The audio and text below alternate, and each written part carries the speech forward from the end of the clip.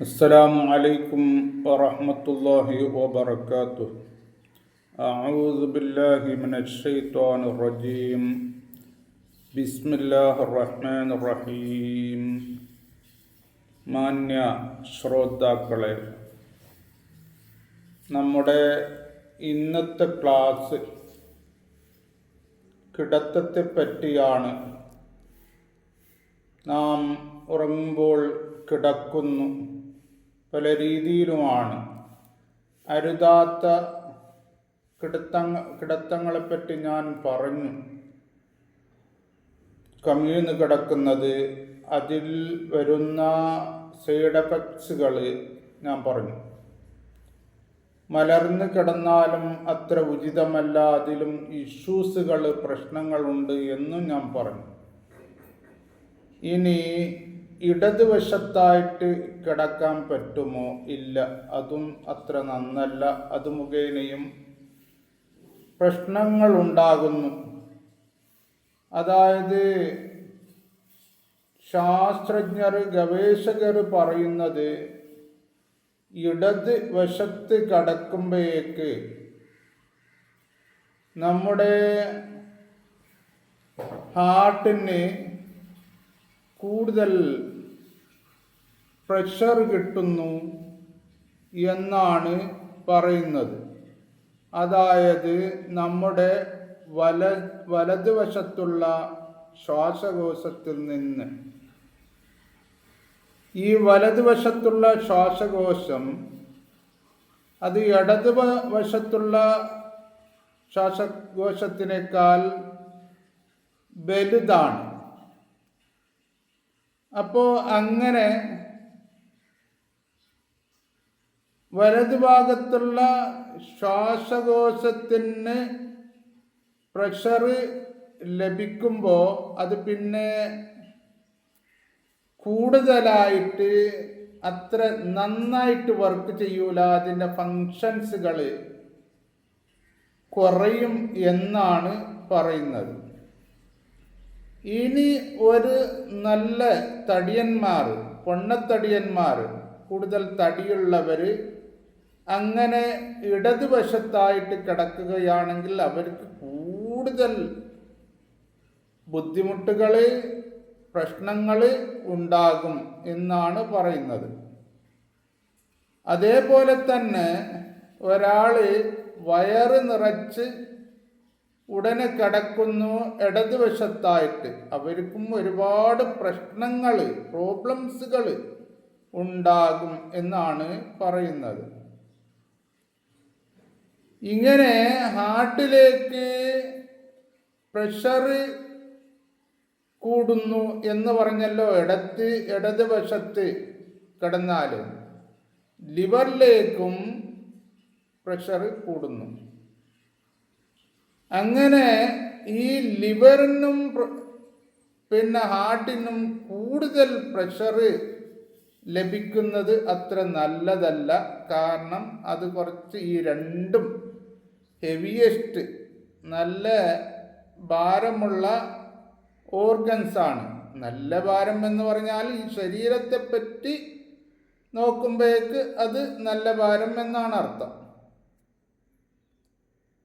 പിന്നെ അങ്ങനെ ഇടതുവശത്ത് കിടക്കുന്ന പക്ഷം അവൻ്റെ ഡൈജഷൻ്റെ പ്രോസസ്സ്, ദഹിക്കുന്ന പ്രക്രിയ, ആ ദഹിക്കുന്ന ഒരവസ്ഥ അത് സ്ലോ ആകും.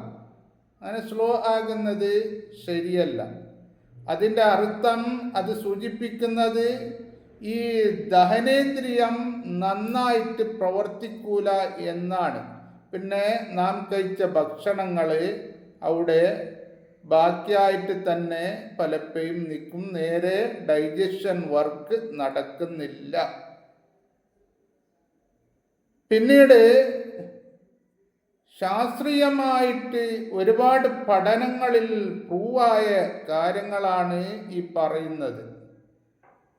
നമ്മുടെ പിന്നെ വയറ്റിൽ നിന്ന് നമ്മുടെ ഗട്ടിലേക്ക്, ഇൻറ്റെസ്റ്റിനിലേക്ക് അതായത് കുടലിലേക്ക് പോകുന്ന ഈ ഭക്ഷണം പോകുന്ന പാസേജ്, ആ പാസേജിൽ ഭക്ഷണം അങ്ങനെ പോകണം. വയറ്റുന്ന് ഈ ഗട്ടിലേക്ക് പോകണം. അതിനൊരു പാസേജ് ഉണ്ട്.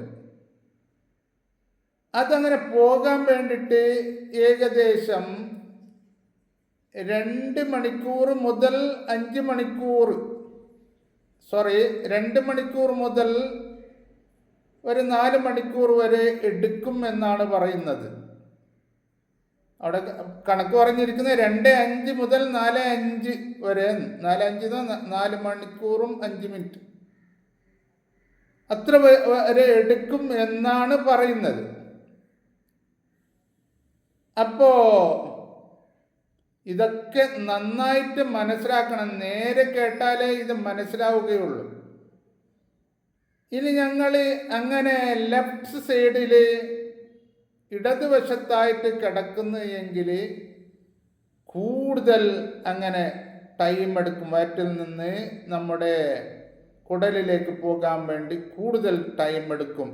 അതായത് 5 മണിക്കൂർ മുതൽ 8 മണിക്കൂർ വരെ എടുക്കും എന്നാണ് പറയുന്നത്. അതായത് ഏകദേശം പകുതിയിലേറെ ടൈം പിന്നെയും വേണ്ടി വരും. എന്നിട്ടോ നമ്മുടെ ദഹനേന്ദ്രിയത്തിൻ്റെ പ്രവർത്തനം നന്നായിട്ട് നടക്കൂല. അത് മുഖേന ഒരുപാട് പ്രോബ്ലംസ് ഉണ്ടാകും എന്നാണ് ശാസ്ത്രജ്ഞർ വിലയിരുത്തുന്നത്. ഇനി അപ്പോൾ ഞാൻ 3 കാര്യം ഇവിടെ പറഞ്ഞു.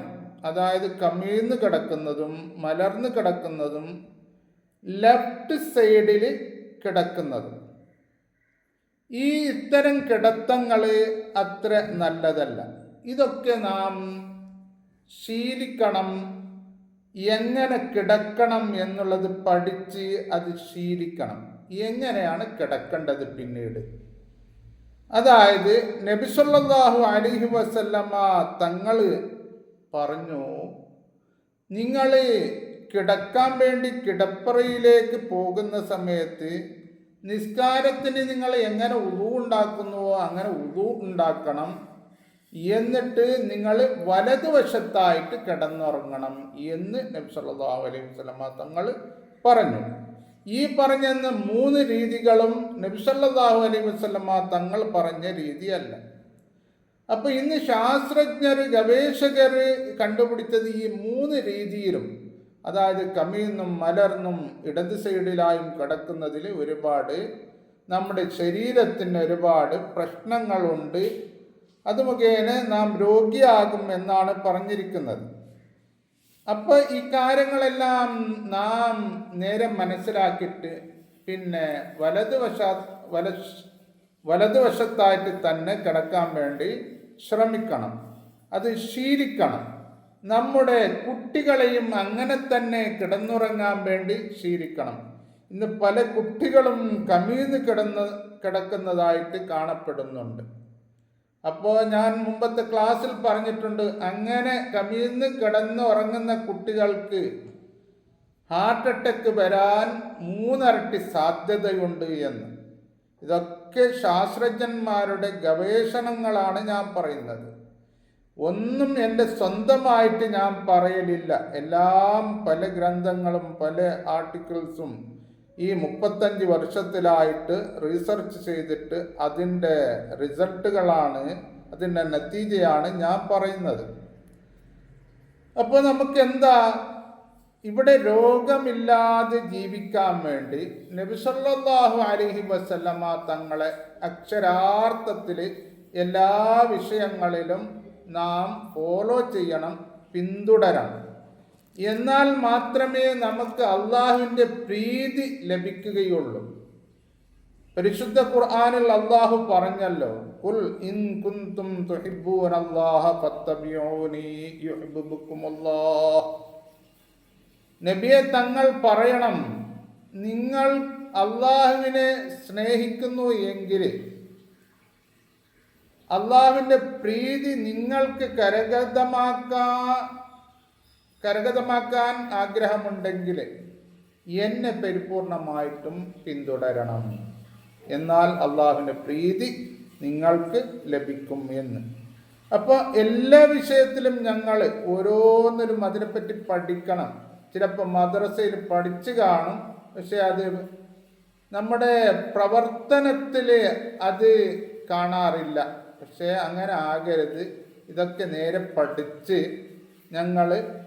നാം നബി സല്ലല്ലാഹു അലൈഹി വസല്ലമ തങ്ങളെ പരിപൂർണമായിട്ടും പിന്തുടരണം. എന്നാൽ നമുക്കിവിടെ ഈ രോഗങ്ങളുടെ കൂമ്പാരങ്ങളിൽ നിന്ന് രക്ഷപ്പെടാൻ പറ്റുകയുള്ളൂ. ഇവിടെ മനസ്സമാധാനത്തിൽ നല്ല ശാന്തിയോടെ സമാധാനത്തോടെ വേദനകളില്ലാതെ വിഷമങ്ങളും വ്യസനങ്ങളില്ലാതെ ഉത്കണ്ഠയും വിഷാദങ്ങളും ഒന്നും ഇല്ലാതെ വളരെ സുഖകരമായി ഇവിടെ ജീവിക്കാൻ പറ്റും. എന്ന് മാത്രമല്ല, നാം സമ്പാദിക്കുന്ന പണങ്ങൾ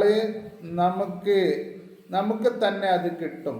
അല്ലാത്ത പക്ഷം അതിന് പലയിടത്തും നാം ചിലവഴിക്കേണ്ടി വരുന്നുണ്ട്. കൂടുതലും ഹോസ്പിറ്റലുകളിലും ഫാർമസികളിലും ആണ് ഇത് പോകുന്നത്. അപ്പോൾ എന്തുകൊണ്ടും പണത്തിൻ്റെ കാര്യം ഒരു വശത്താണ്, എന്തുകൊണ്ടും നമുക്ക് മനസ്സമാധാനവും നമ്മുടെ ശരീരത്തിന് യാതൊരു നിലയ്ക്കുള്ള സുഖവും കിട്ടുകയില്ല. അതുകൊണ്ട് അതിൽ എന്താണ് ഇസ്ലാമിൽ പറഞ്ഞിരിക്കുന്നത് എന്നൊന്ന് നേരെ പഠിച്ച് മനസ്സിലാക്കിയിട്ട് അതുപോലെ തന്നെ ജീവിക്കാൻ വേണ്ടി പ്രയത്നിക്കേണ്ടതാണ്. എന്നാൽ നമുക്ക് ഇവിടെയും സുഖമുണ്ട്, ഇനി പാരത്രിക ലോകത്തിലും സുഖകരമായ ജീവിതം നമുക്ക് നയിക്കാൻ പറ്റും. അതുകൊണ്ട് പഠിക്കണം എന്നും പരിശുദ്ധ ഖുർആനിൽ പഠിക്കാൻ വേണ്ടിയാണ് പറയുന്നത്. ആദ്യം തുടങ്ങിയത് തന്നെ നിങ്ങൾ വായിക്കുക എന്നാണ്. അതിൻ്റെ അർത്ഥം വായിക്കണം, പഠിക്കണം, റിസർച്ച് ചെയ്യണം, കാര്യങ്ങൾ ഒരുപാട് മനസ്സിലാക്കണം എന്നാണ്.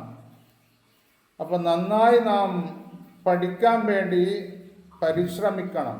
നേരിട്ട് പഠിക്കാൻ പറ്റിയിട്ടില്ലെങ്കിൽ ക്ലാസ്സുകൾ കേട്ടിട്ടെങ്കിലും പഠിക്കണം.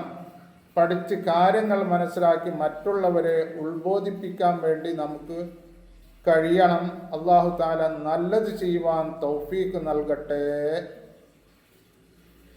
നമ്മുടെ ഈ ഭൂമിയെ സമാധാനവും ശാന്തിയും കൊണ്ട് അല്ലാഹു നിറക്കട്ടെ.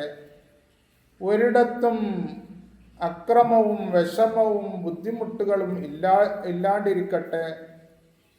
എല്ലാവർക്കും, എല്ലാ ജനതക്കും ഇവിടെ സുഖം ലഭിക്കട്ടെ, ശാന്തി ലഭിക്കട്ടെ. ആമീൻ. വആഖിറു ദഅവാനാ അൽഹംദുലില്ലാഹി റബ്ബിൽ ആലമീൻ. അസ്സലാമു അലൈക്കും വറഹ്മത്തുള്ളാഹി വബറകാതുഹു.